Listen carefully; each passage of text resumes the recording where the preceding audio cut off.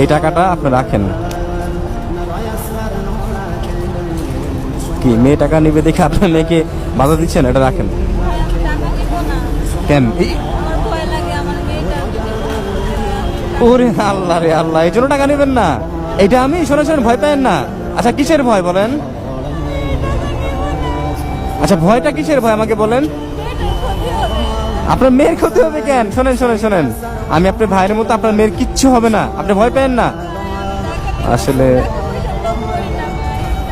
আসলে উনি ঢাকায় আসছে অজানা ভাবে, ঢাকার কেউ নাই তো, উনি আসলে ভয় পাচ্ছে ওনার মেয়েটাকে নিয়ে, যে এতগুলো টাকা দিচ্ছি বা পরে কোনো ক্ষতি করবো নাকি।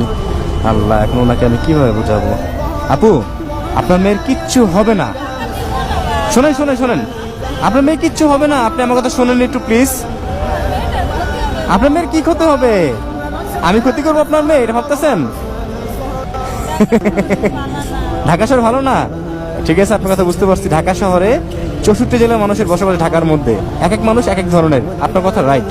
বাট আপনার মেয়ের কিচ্ছু হবে না। এই টাকাটা আপনার ভাই উপহার স্বরূপ দিল। হ্যাঁ, আপনার মেয়েকে দিছি, আপনাকে দিই নাই। আপনার মেয়ে ওজন ভাবছে না। কবি একটু বোঝাও তো, উনি আসলে ভয় পাচ্ছে। আপনার ভাই যদি আপনাকে কিছু দেয় তাহলে কি আপনি নেবেন না? আপনার মেয়ের কোনো ক্ষতি হবে না। আপনার মেয়ের কিচ্ছু হবে না, আমি বললাম তো, আপনার মেয়ের কিচ্ছু হবে না। আপনি শোনেন, আপনি নেন, আপনার ভাই আপনাকে দিল। আরে আল্লাহ। আচ্ছা আপনার মেয়ের কিছু হবে না, আপনার শোনেন, আপনি শোনেন,